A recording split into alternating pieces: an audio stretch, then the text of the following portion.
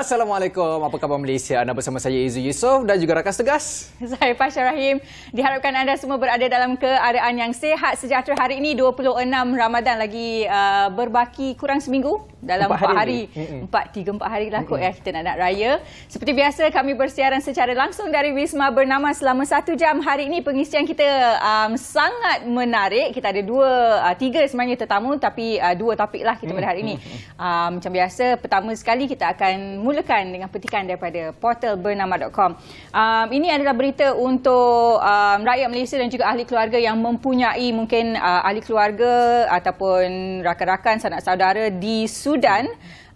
Kementerian Luar ingin memaklumkan bahawa kementerian sedang memantau rapat situasi di Khartoum, Sudan berikutan pertempuran antara Angkatan Tentera Sudan dan juga Rapid Support Forces yang berlaku pada hari Sabtu, telah pun mencetuskan sedikit pergolakan politik dan juga menggugat keselamatan di negara itu.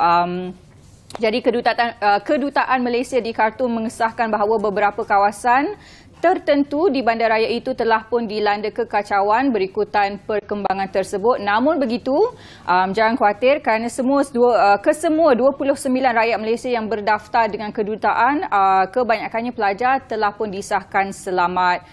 Dan kedutaan juga sedang berhubung rapat dengan mereka dan menyediakan apa sahaja bantuan yang diperlukan.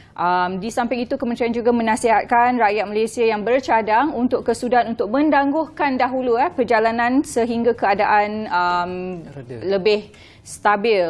Jadi kepada sesiapa yang ingin mendapatkan maklumat lebih lanjut berkenaan, mungkin ada rakan-rakan ataupun ahli keluarga yang berada di Sudan, boleh menghubungi kedutaan Malaysia di sana yang sekarang sedang beroperasi sementara waktu di kediaman Duta Malaysia ke Sudan. Boleh dihubungi di talian 2490050363 ataupun email mwkhartoum@kln.gov.my ataupun boleh juga hubungi bilik gerakan Wisma Putra di talian 0388874570 dan bolehlah juga melayari laman web Kementerian Luar Negara untuk perkembangan terkini di Sudan. Betul, kita mengharapkan sama-sama agar mereka yang berada di Sudan, tak kisahlah sama ada ahli keluarga ataupun sesiapa saja yang berkaitan dengan Malaysia, diberikan keselamatan berpanjangan. Sebab di bulan puasa ni ramai menantikan supaya ahli keluarga pulang beraya.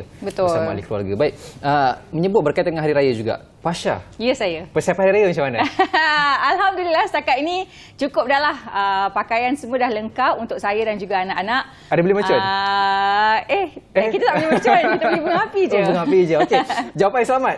Sebab semalam di mana seramai 120 orang individu ditahan oleh pihak polis kerana tidak mempunyai lesen menjual bunga api. Itu yang dikatakan oleh Setiausaha Polis Malaysia, iaitu Datuk Nur Siah Muhammad Sa'aduddin, di mana kes tersebut disiasat di bawah Seksyen 8 Akta Bahala Tupan 1957 yang memperuntukkan hukuman penjara selama 7 tahun ataupun denda sebanyak 10,000 atau kedua-duanya sekali. Setakat ini, Nur Asia memaklumkan bahawa pihak polis telah menerima sebanyak 6,526 permohonan lesen untuk menjual bunga api sepanjang musim perayaan Aidilfitri ini, namun sebanyak 5,188 sahaja yang diluluskan, manakala 1,338 telah ditolak kerana syarat-syarat yang tidak dipenuhi. Kita tahu setiap kali menjelang Hari Raya, bukan sahaja Hari Raya Aidilfitri tapi juga tahun dan sebagainya. So akan ada individu-individu yang cuba mengambil kesempatan untuk menjual bunga api secara halal ataupun haram. Tapi dia sebenarnya salah satu antara kemeriahan lah bila kita nak sambut Hari Raya ataupun apa-apa perayaan sahaja, kita kena adalah bunga api. Tapi pastikan yang kita dapatkan tu daripada sumber yang halal. yang mendapat kelulusan yang mendapat kelulusan lah, dan juga berhati-hati sebab ada juga satu kes baru-baru ini, seorang kanak-kanak berumur 4 tahun dibiarkan bermain dengan mercun seorang diri dan tercedera pula, kesian macam tu. Jadi yang menariknya juga semalam pihak polis telah mengeluarkan satu statement di mana mereka orang awam yang menyalakan bunga api ataupun bermain mercun selepas 12:30 malam adalah satu kesalahan sebab mengganggu ketenteraman awam. Okey, jadi kalau kita nak main mercun pun berpada-padalah, ingatlah kepada jiran tetangga di sekeliling kita. Betul. Baik. Kita nak tengok apa selepas ni. Macam biasa, Zul. Kita saksikan cuaca dulu sebelum kita beralih ke rakas tugas di Bilik Berita. Sama-sama kita saksikan.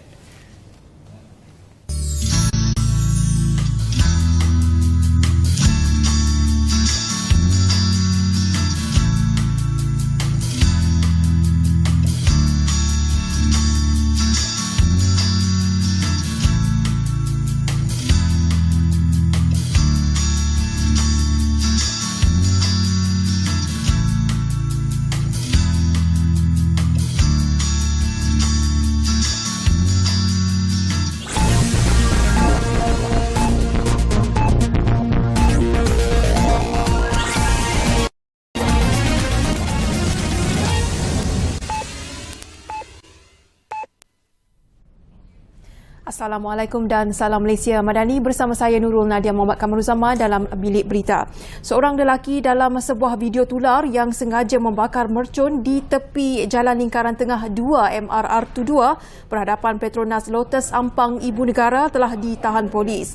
Menurut Ketua Polis Daerah Ampang Jaya ACP Muhammad Farouk Ishak, lelaki warga tempatan berusia 35 tahun itu ditahan di Jalan Dagang juga di Ibu Negara. Siasatan mendapati suspek seorang pemandu lori telah membakar mercun jenis kek 138 shot atas permintaan pelanggan premis milik kawannya. Suspek tidak mempunyai sebarang rekod lampau serta negatif ujian saringan dadah telah dibawa ke Mahkamah Ampang semalam. Suspek juga ditahan reman di bawah Seksyen 117 Kanun Prosedur Jenayah selama 4 hari sehingga Rabu depan. Kes disiasat bawah Seksyen 6 Akta Bahan Letupan 1957 kerana menggunakan apa-apa bahan letupan yang mungkin boleh membahayakan nyawa atau merosakkan harta atau kecederaan pada orang. Suspek juga disiasat mengikut Seksyen 3-5 Akta Kesalahan Kecil 1955 kerana bermain dan membakar mercun dan bunga api. Kerajaan memberi jaminan bekalan makanan adalah mencukupi menjelang Aidilfitri. Menteri Perdagangan Dalam Negeri dan Kos Sara Hidup Datuk Seri Salahuddin Ayub berkata, rakyat tidak perlu bimbang memandangkan pihak penguatkuasa sentiasa memantau bekalan bagi memastikan ia mencukupi. Nasihat saya jangan panik membeli bekalan cukup. Kementerian Pertanian dah sebut semua bekalan cukup. Ayam cukup, telur cukup, semua cukup, sayur cukup. Jadi bergembiralah untuk berbelanja dengan harga ramah. Beliau turut mengingatkan orang ramai supaya segera membuat aduan sekiranya ada peniaga yang menaikkan harga barangan yang telah ditetapkan. Saya harap rakyat dapat dipandu dan dapat merujuk skim senarai skim harga maksimum yang telah kita umumkan setiap perayaan. Termasuklah yang telah kami umumkan lebih kurang 3 hari yang lalu dan dah bermula semalam. Semak item itu betul-betul, barangan itu betul-betul. Sekiranya berlakunya kenaikan yang melampau, sekiranya ada peniaga yang menjual pada harga yang melampau, sila adukan segera. Wisma Putra memantau secara dekat pertempuran di Khartoum, Sudan dan bersedia jika perlu membawa keluar semua rakyat Malaysia di sana. Menteri Luar Datuk Seri Dr. Zamri Abdul Kadir berkata pihaknya sedang bekerjasama dengan negara lain menerusi kedutaan asing yang berada di sekitar kedutaan Malaysia di Khartoum.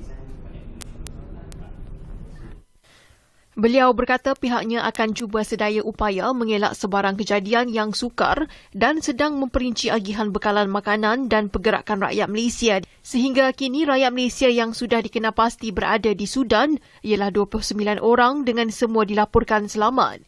Mereka terdiri 11 pelajar, 3 home base staff dan 8 ahli keluarganya masing-masing seorang yang bekerja dengan Petronas, Tabung Kanak-Kanak Pertubuhan Bangsa-Bangsa Bersatu UNICEF dan Pertubuhan Bangsa-Bangsa Bersatu PBB dan 2 orang yang bekerja dengan PBB di wilayah Abyeh serta juga masing-masing seorang yang bekerja di World Vision dan di Hotel Liantian International. Bilik operasi 24 jam juga sudah dilancarkan di Wisma Putra bagi memantau keadaan semasa kejadian di Sudan, di samping komunikasi berkumpulan melalui WhatsApp turut dilakukan. Perebutan kuasa antara tentera Sudan dan RSF setakat ini sudah membunuh 56 orang awam dan mencederakan 595 orang, termasuk pejuang. Pertempuran tercetus antara unit tentera yang setia kepada Jeneral Abdel Fattah al-Burhan dan RSF yang diketuai Jeneral Muhammad Hamdan Dagalo, juga dikenali sebagai Hemedti. Ia adalah pertempuran pertama seumpama sejak kedua-duanya bergabung untuk menggulingkan Presiden Omar Hassan al-Bashir pada 2019.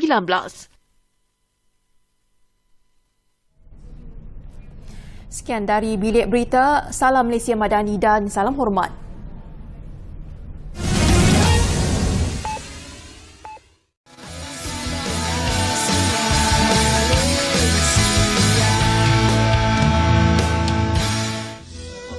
Baru-baru ini, kru Apa Khabar Malaysia telah diundang khas ke majlis iftar dan solat tarawih yang diadakan di sebuah rumah bertempat di Tropical Golf and Country Resort, Petaling Jaya, Selangor. Sebaik selesai tetamu yang hadir menunaikan solat asar berjemaah, majlis bermula dengan bacaan tahlil yang dipimpin oleh Ustaz Muhammad Ajmal Muhammad Khairi, Mudir Ma'had Tahfiz Nurul Hidayah. Sementara menunggu waktu berbuka puasa, majlis diteruskan dengan persembahan qasidah oleh anak-anak Ma'had Tahfiz Nurul Hidayah, Ampang, Selangor, yang mana anak-anak ini sebahagiannya terdiri daripada golongan anak-anak yatim dan asnaf.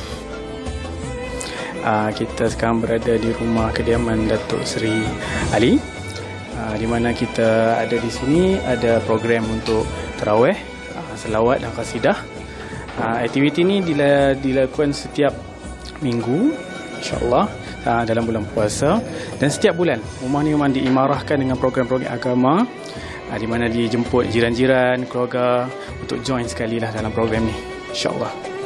Program ni dah dilakukan, saya ingat saya dah lebih daripada 4-5 tahun, dah lama dah. InsyaAllah dah lama. Sebelum COVID lagi kita dah ada program-program sedemikian. Selalunya anak yatim yang datang ke sini lebih kurang dalam 40 orang. Pernah paling ramai dalam 80 orang dalam satu masa.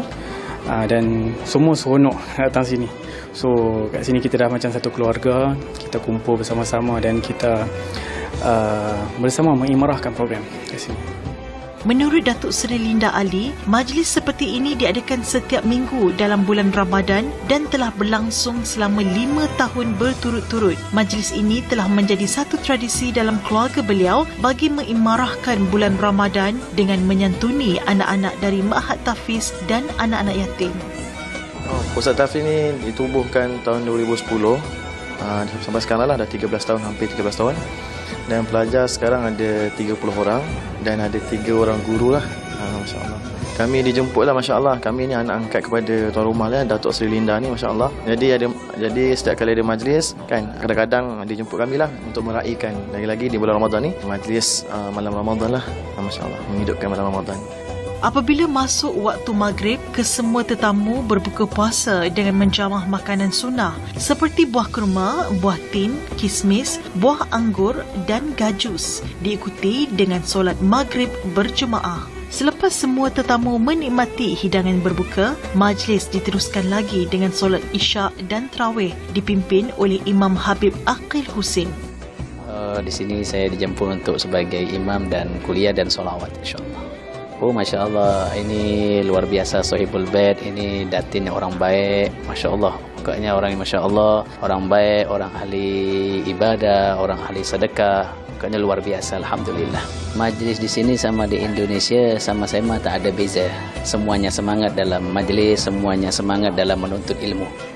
Menurut imam tersebut, beliau berasa amat berbesar hati kerana dijemput untuk mengimamkan solat tarawih dan sekaligus dapat merasai dan menghayati keindahan berbuka puasa bersama tetamu yang hadir, di samping dapat menyantuni anak-anak Ma'had Tahfiz.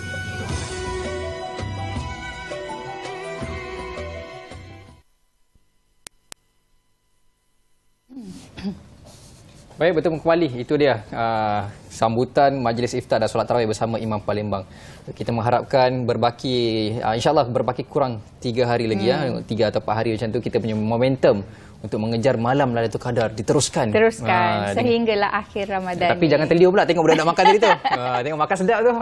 Tak apa, lama lagi kita nak buka puasa. Nanti awak nak belanja kan? Awal lagi. Sekarang baru awal lagi.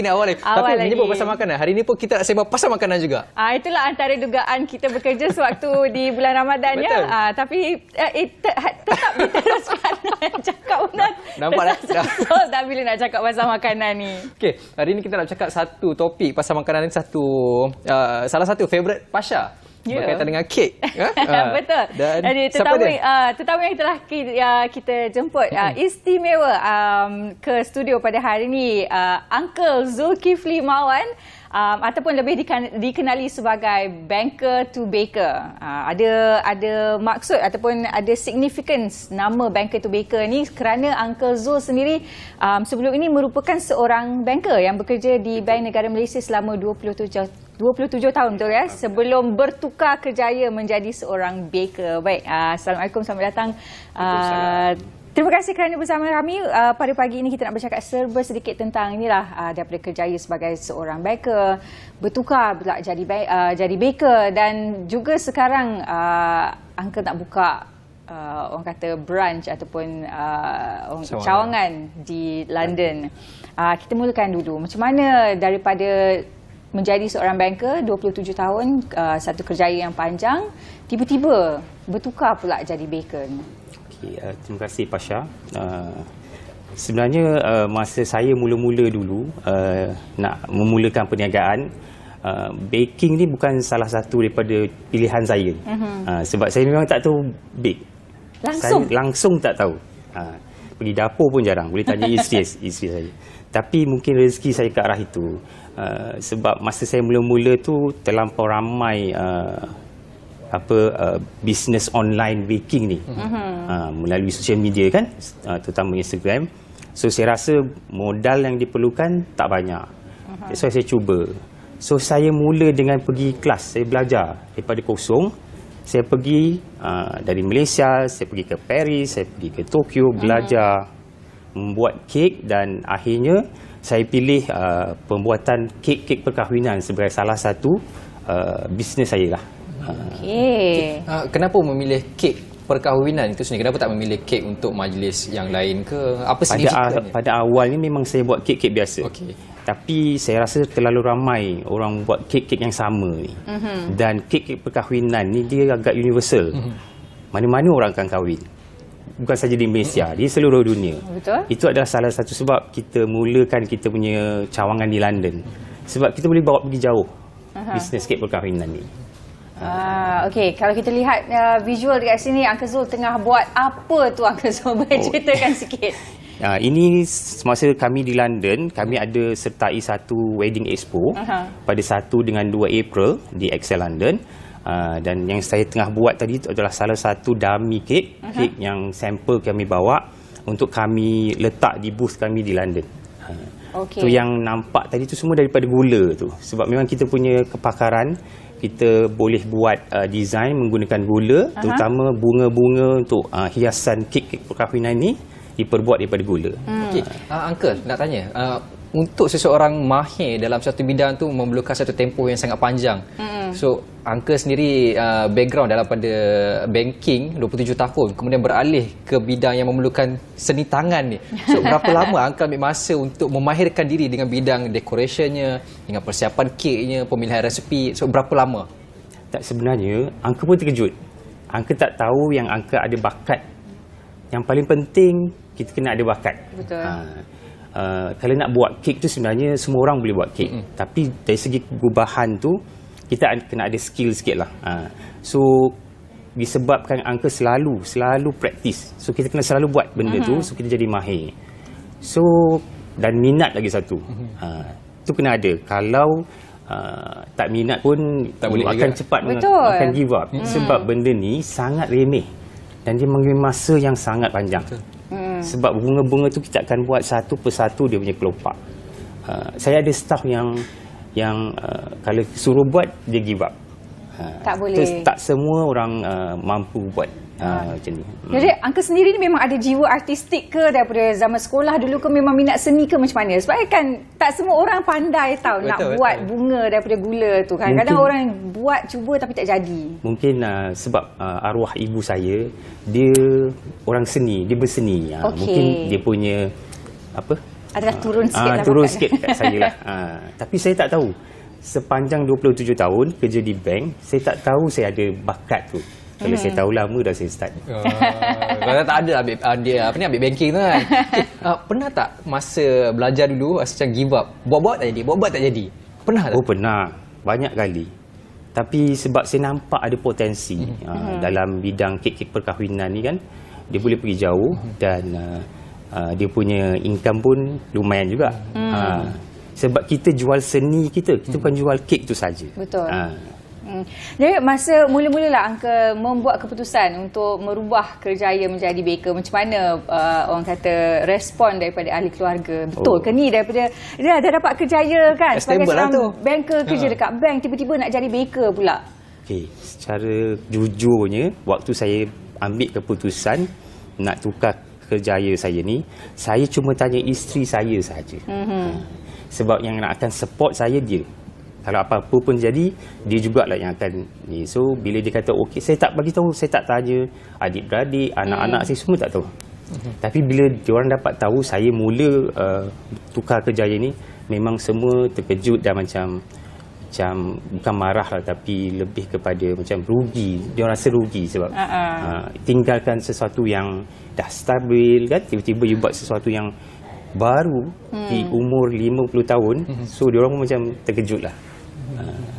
Bersaing dengan industri kek ni, satu industri yang saya rasa cukup besar. Betul. Sebab macam-macam orang buat juga kek yang sama. Lepas tu dengan, kalau kita tengok masa PKP, orang buat apa ni, teknik ataupun seni menghasilkan kek dengan pelbagai teknik yang baru. So macam mana Uncle bersaing dengan mereka-mereka yang lebih muda daripada Uncle? So bersaing dengan yelah industri ni sebab ramai orang yang buat kek kan, macam-macam. Ada yang buat kek daripada buah, yang buat kek daripada fondant, macam-macam jenis lah. So salah satu strategi yang banker to baker ambil, kita akan keluarkan desain-desain baru paling kurang 1 sebulan. Walaupun tak ada tempahan, kita akan keluarkan supaya orang akan nampak kita punya keupayaan, kita punya design. So dari situ kita akan sentiasa nampak current lah, you know. So dan alhamdulillah saya juga ada buat kelas buat bunga, kelas baking. So ramailah yang muda-muda ni ambil saya sebagai dia punya inspirasi. Setakat ni siapa daripada mana dapat inspirasi untuk menghasilkan desain-desain baru? Sebab nak menghasilkan satu desain dan juga karya baru tu bukan senang. Okey. Macam kat Malaysia ni, kami banyak tengok juga elemen-elemen tradisional orang Melayu. So kalau tengok kita punya design tu, kita ada masukkan unsur-unsur seperti baju kebaya, baju Melayu, sanggul lintang, tanjak, tepak sirih. Itu antara kita punya signature design yang sangat popular dengan pelanggan. Uncle Zul ni sebenarnya kek dia bukan calang-calang tau, sebab antara pelanggan-pelanggan ni pun pelanggan-pelanggan yang hebat-hebat. Jadi macam mana mungkin masa pertama kali dapat tempahan daripada pelanggan yang orang kata berprofil tinggi tu, perasaan Uncle bila dapat tempahan kek daripada mereka? Semestinya kita rasa bangga dan takut pun ada. Sebab yang saya ingatlah ada sekali tu, kami dapat tempahan daripada Yang Amat Berhormat Tun untuk hari jadi dia, kek hari jadi. Dapat panggilan pukul 8 pagi daripada salah seorang dia punya ni pegawai, kata untuk siapkan pukul 4 petang dalam masa hari yang sama. Wow, okey. So saya panggil semua saya punya staff, berhentikan semua, kita kena siapkan ni juga. Sebab itu satu peluang yang mungkin kita akan dapat lepas tu kan. So alhamdulillah dia puas hati. So kita orang pun sukalah seronok. Berjaya siapkanlah dalam masa tempoh kurang daripada 8 jam tu. Ya, dalam 8 jam. Sebab saya agih-agihkan seorang bakar kek, seorang buat design, seorang ni. So suasana, gambaran secara ringkas suasana dapur masa tu, huru-hara macam Gordon Ramsay atau macam mana? Memang kelang kabut. Sebab dalam masa yang sama kita kena sediakan juga order-order orang lain. Ya, betul. So overtime pun tak apa, kita siapkan ni dulu. Lepas tu sambung kerja dia. Okey, kita nak bercerita lebih lanjut lagi dengan Uncle, terutama berkenaan pembukaan cawangan Banker to Baker di London. Tapi sebelum tu kita nak berhenti untuk seketika. Kita akan kembali sekejap saja lagi.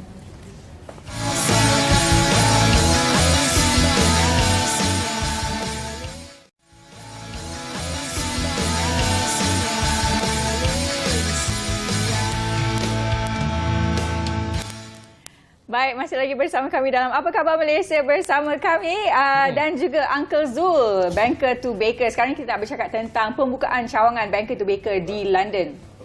Uncle Zul, selepas lebih kurang 7-8 tahun berkecimpung dalam bidang baking ini dan juga terutama sekali dalam orang kata kek perkahwinan, macam mana Uncle Zul terdetik ataupun macam mana ada niat di hati tiba-tiba untuk membuka ataupun memang dah ada dalam perancangan lama untuk membuka cawangan di London? Sebenarnya ini cuma angan-angan dulu.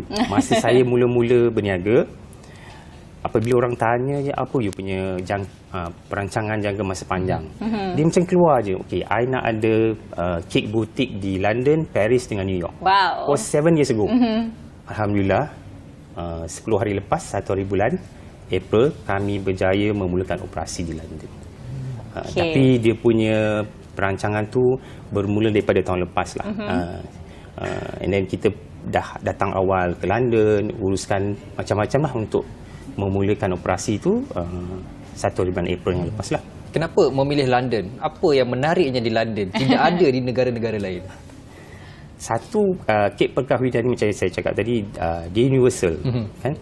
Sebab saya terfikir kalau saya nak buka branch di Malaysia ni kan, saya tak perlu ada outlet sebab semua promosi kita gunakan social media. So daripada saya spend pun belanja beribu untuk buka a new branch di Malaysia, apa kata kita buka di luar negara. So tak tahu, memang London tu terus dalam ingatan saya. Mungkin nama London tu sendiri yang menarik untuk kami cuba di sana.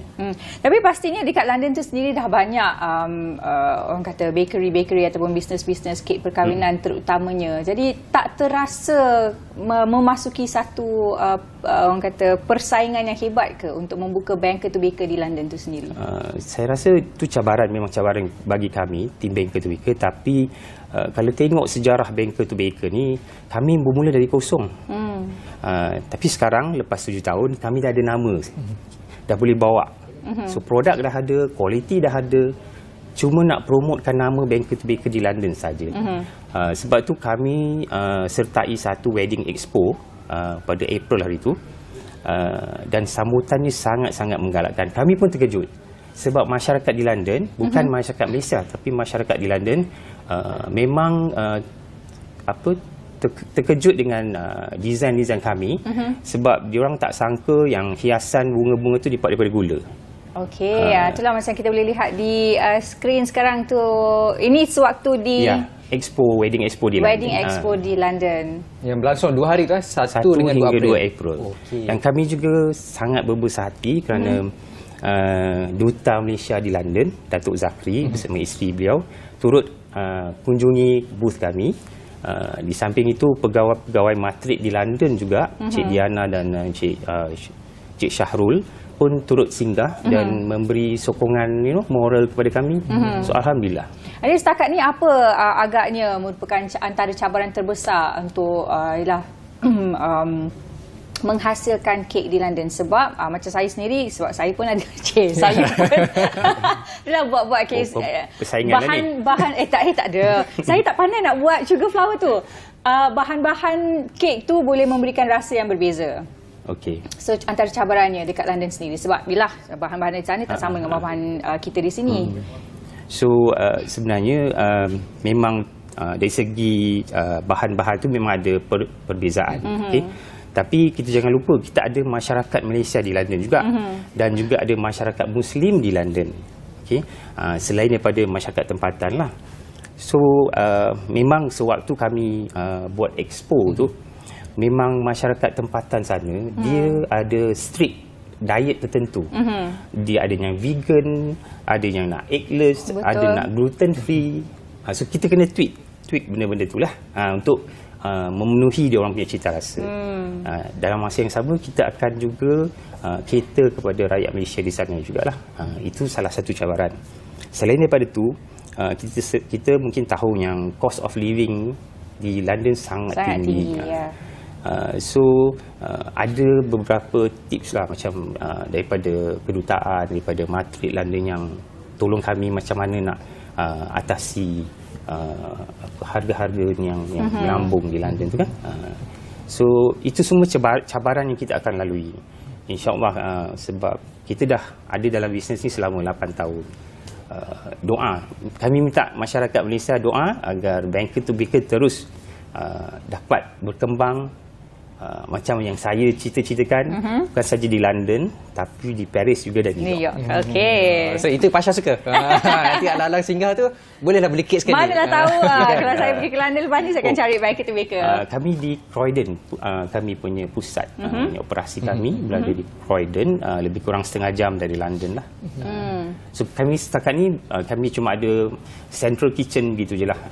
Mungkin lepas ni kalau ada rezeki kita akan cari outlet. Okey. Jadi kepada penonton kita di luar sana malah tahu ada ahli keluarga ataupun siapa-siapa yang berada di London, kalau nak dapatkan ataupun nak menempah kek daripada Banker to Baker London, macam mana cara dia? Ada IG yang lain ke daripada Banker to Baker? Kita dah ada buat IG baru untuk London punya branch, bankertobaker.ldn, dan juga boleh pergi kepada kita punya website www.bankertobaker.com. Kita ada ruangan kita punya branch di London dalam website tu, dan kita juga join beberapa Facebook yang menjadi yang diikuti oleh masyarakat Malaysia di London, seperti Malaysia in London atau Malaysia in UK dan Malaysia Food in UK. Okey. So adalah dalam tu kita iklankan kita punya produk. Okey, apa-apa kita sama-sama doakan supaya Uncle Zul terus maju jaya dalam bisnes, bertahan sampai ke akhir InsyaAllah. Ya, dan juga impian untuk membuka Banker to Baker di Paris dan New York juga tercapai. Amin. Dan Pasha akan menjadi duta pertama, itu rasmi. Boleh. Okey, selepas ni kita silakan Pasha. Kita lah terima kasih dulu Uncle Zul kerana sudi meluangkan masa untuk bersama kami. Dah macam tadi yang kita sebutkan tadi, diharapkan segalanya berjalan lancar dan juga berjaya Banker to Baker. Saya pun bagi pihak tim Banker to Baker ingin mengucapkan terima kasih kepada Pasha, Izu dan Bernama TV kerana sudi menjemput kami untuk berkongsi pengalaman kami di London. Inilah bagaimana kami boleh membuka di London, dan harap-harap menjadi inspirasi kepada baker-baker di luar sana. InsyaAllah. Betul. Tanpa mimpi, impian takkan jadi kenyataan. Betul. Itu kena mimpi dulu. Okey. Selepas ini kita berehat seketika. Sebelum kita ada VT dulu berkaitan dengan iftar juga. Tapi apa dia? Sama-sama kita saksikan. Jom. Baru-baru ini, Pertubuhan Skuad B40 Wanita dan Keluarga Kuala Lumpur dan Selangor, Skuad B40, telah menganjurkan satu program berbuka puasa dan majlis pemberian sumbangan barangan keperluan asas yang bertempat di Surau Jumaat Al-Hijrah, Kepong Utara, Kuala Lumpur. Antara penerima sumbangan terdiri daripada golongan asnaf, fakir miskin, mu'alaf, ibu tunggal, warga emas, orang kurang upaya termasuk anak-anak yatim yang dikenal pasti melalui kariah-kariah Parlimen Selangor dan wilayah Persekutuan Kuala Lumpur. Untuk hari ini event saya nampak berjalan dengan baik seperti yang dirancang dan berjaya lah. Mudah-mudahan tahun hadapan kita di pihak syarikat SST Engineering boleh bekerjasama lagi dengan pihak puan lah. InsyaAllah mudah-mudahan semua yang terlibat ni dimurahkan rezeki lah. Kali pertama. Sebelum ni kita ada buat dengan NGO lain lah. Tapi yang untuk anjuran hari ini dengan pertumbuhan Skuad B40 ni first time lah kita. InsyaAllah selepas ini mungkin kita akan ada aktiviti lain lagi lah. Event-event selepas raya ni ada lagi lah yang kita akan atur dengan pihak NGO lah. Yang mana memerlukan dana dan juga sumbangan lah daripada pihak kita akan bantu insyaAllah.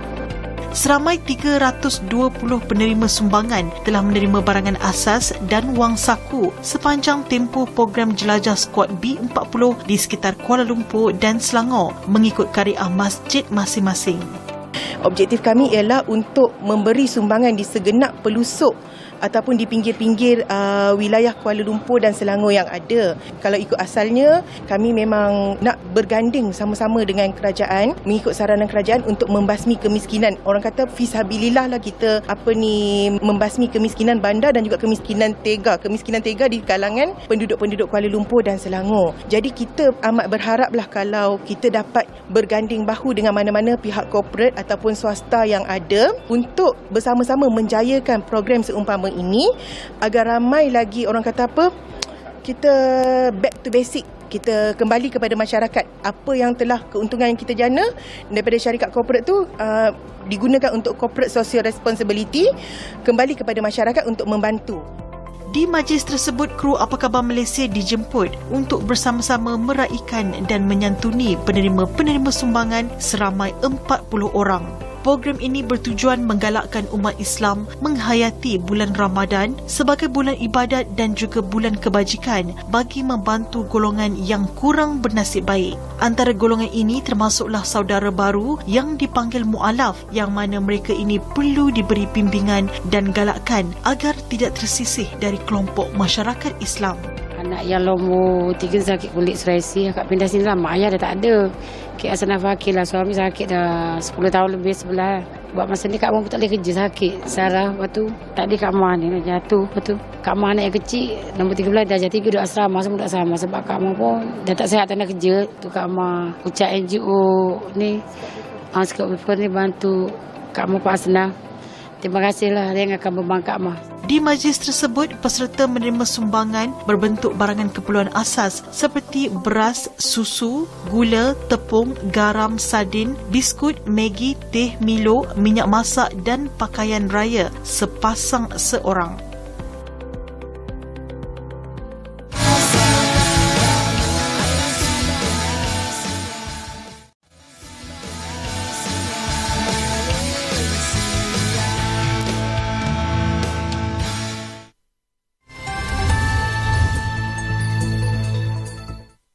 Menjelang Hari Raya Aidilfitri, juadah rendang menjadi antara menu wajib untuk dihidangkan.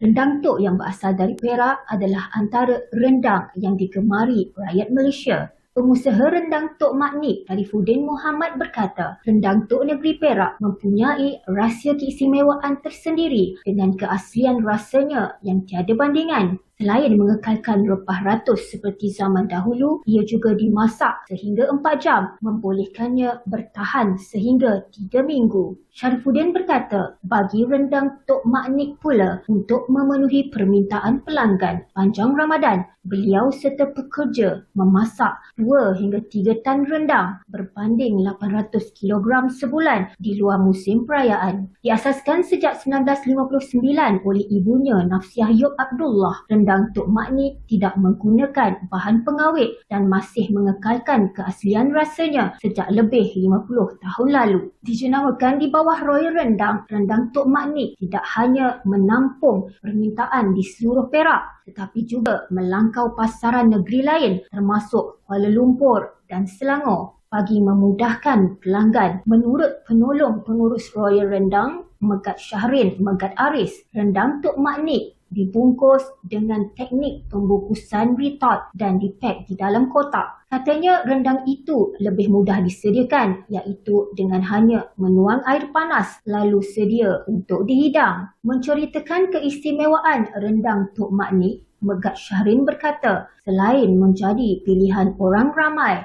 rendang syarikatnya juga mendapat perhatian pihak istana dan ditempah untuk tujuan majlis kerakyatan sama rakyat sepanjang Ramadan dan Syawal. Bercerita bagaimana rendang tok mendapat nama. Suatu ketika dahulu, ia merupakan hidangan istana untuk pembesar-pembesar negeri yang bergelar Datuk. Justru ia dipanggil rendang tok. Saya melaporkan untuk Bernama Perak, kembali kepada rakan di studio.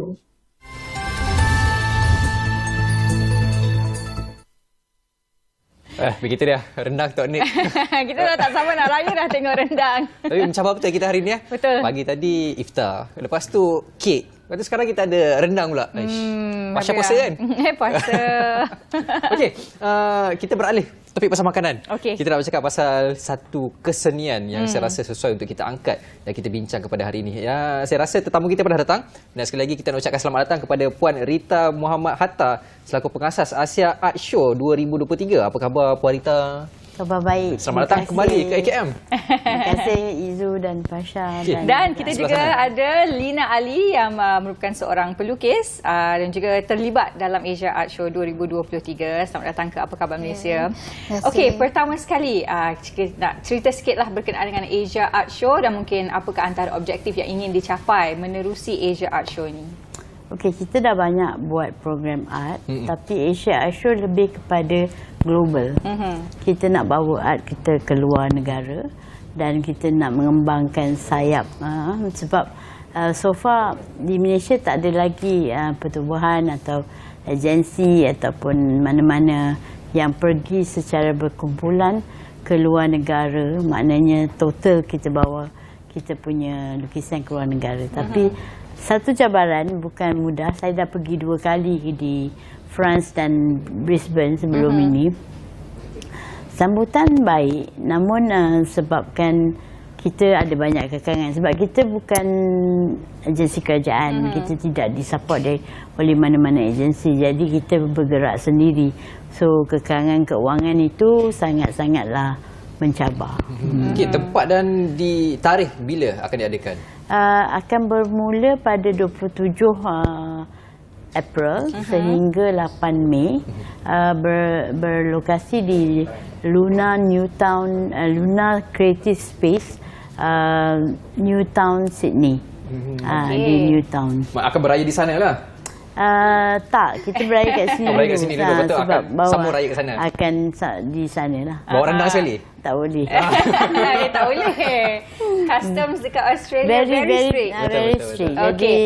Mungkin dia masak rendang dekat sini lah nanti kan. Okey, antara jemputan-jemputan yang bakal hadir ke Asia Art Show dan juga berapa ramai pelukis yang akan terlibat dalam Asia Art Show 2023? Okey, lukisan yang kita bawa lebih pada 50 unit. Ya, 50 buah lukisan yang terlibat pun artis lebih pada 50 orang artis, termasuk lebih kurang 10 orang artis OKU.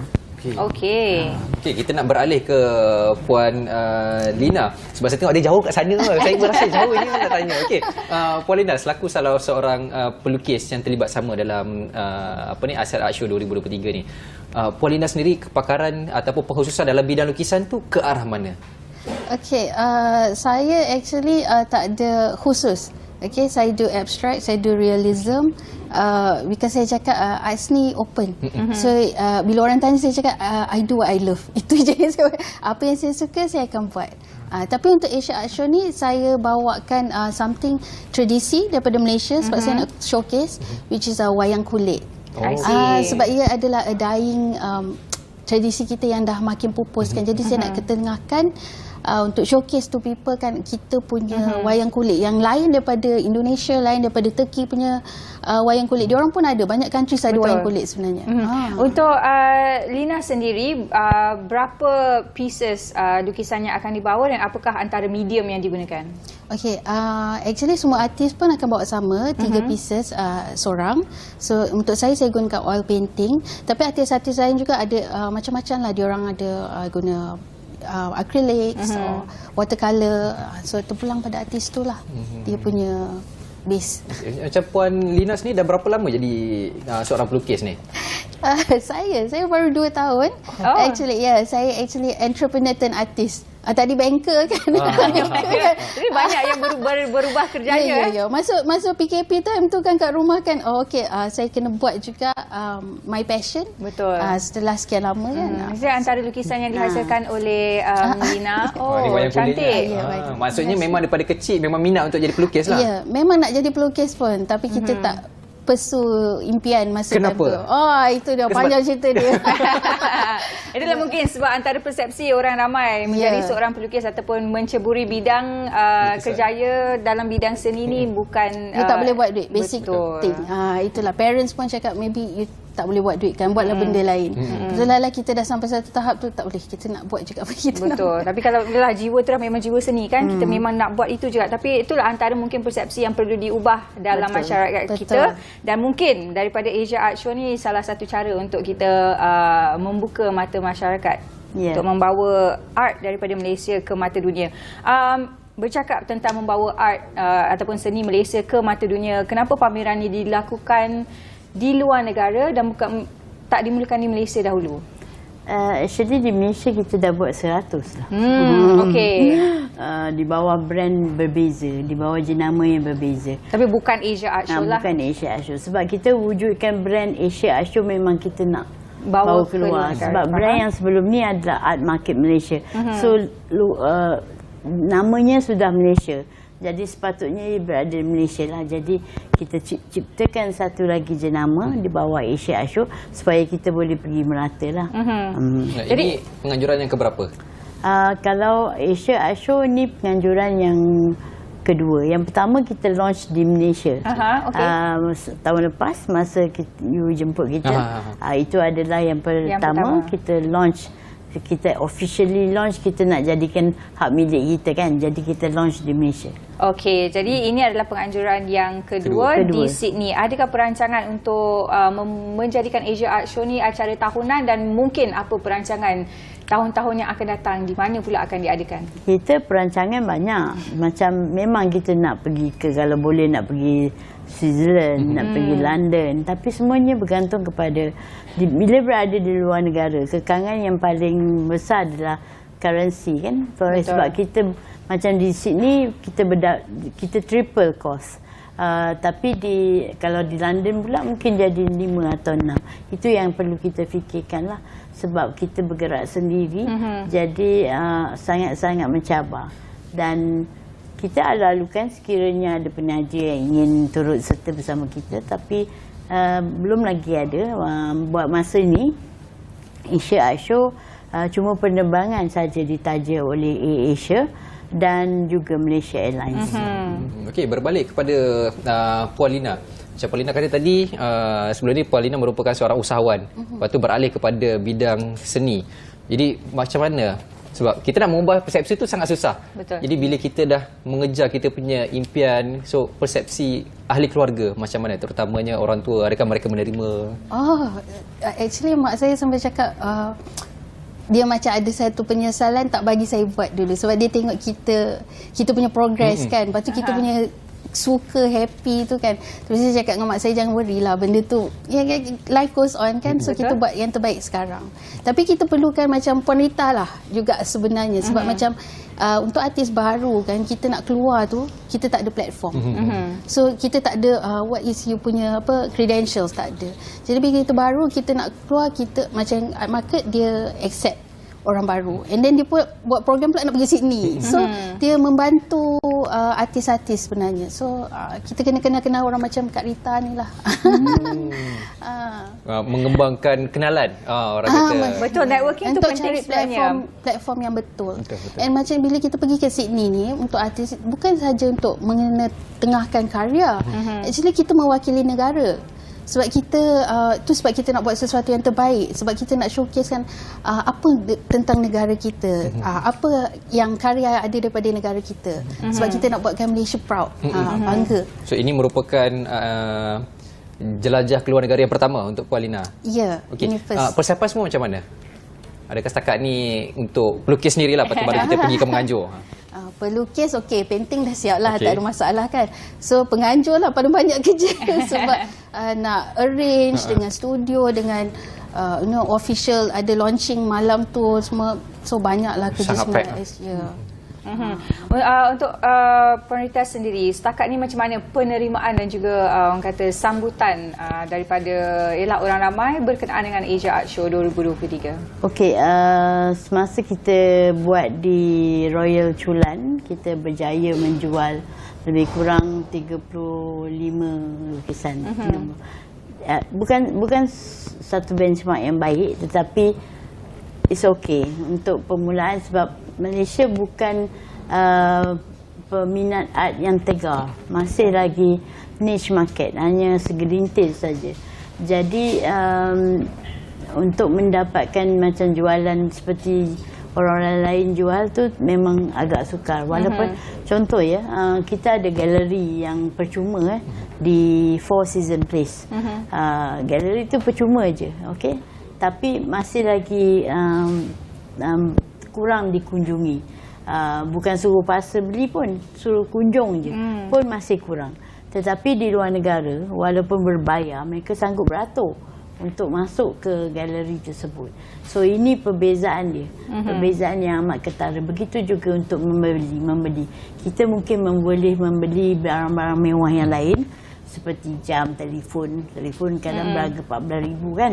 Ada yang harga sampai itu kita boleh, kita mampu. Tetapi untuk membeli lukisan yang mungkin hanya berharga 300, 400 atau 500, kita masih sayang.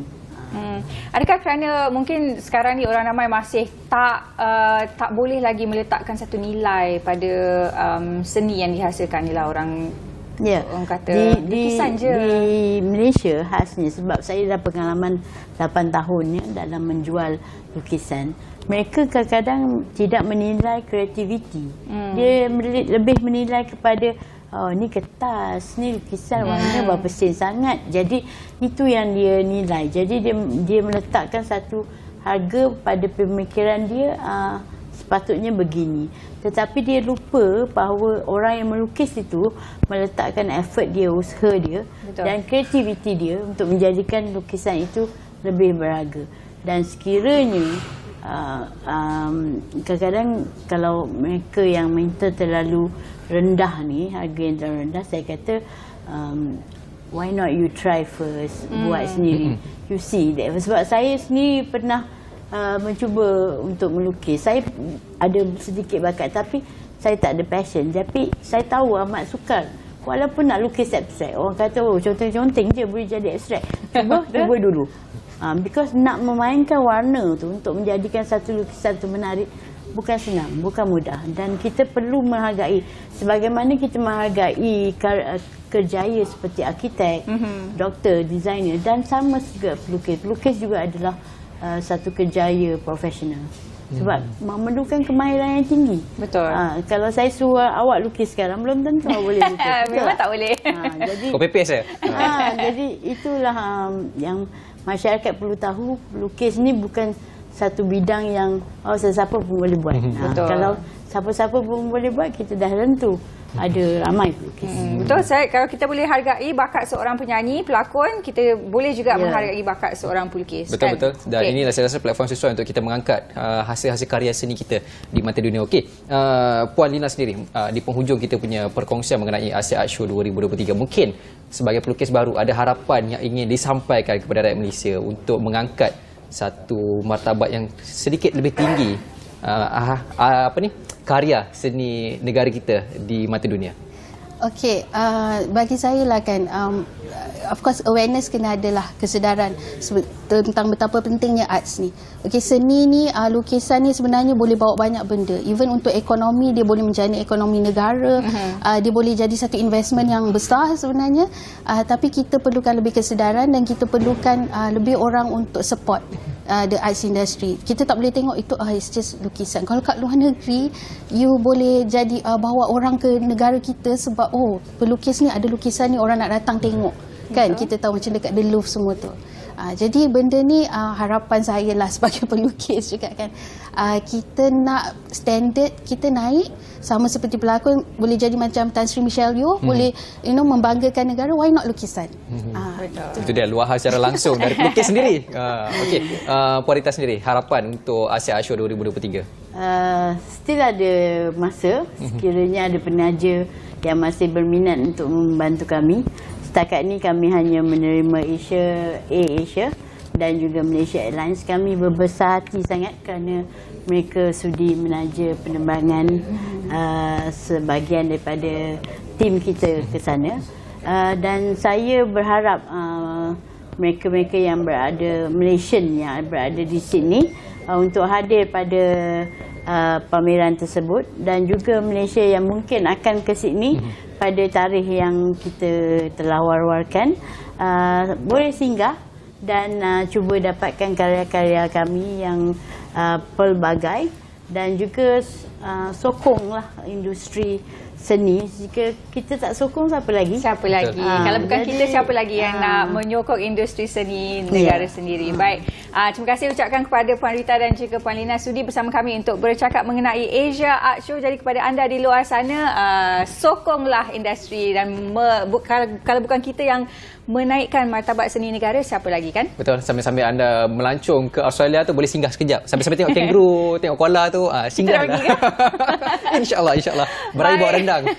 Okey. Setakat ini sahaja rancangan Apa Khabar Malaysia untuk hari ini. Semoga kita akan berjumpa lagi esok bersama rakan tugas yang lain. Betul. Saya Izul Yusof. Saya Fasha Rahim. Jaga diri, jaga kesihatan semua. Assalamualaikum. Bye. 27 sampai 8 April.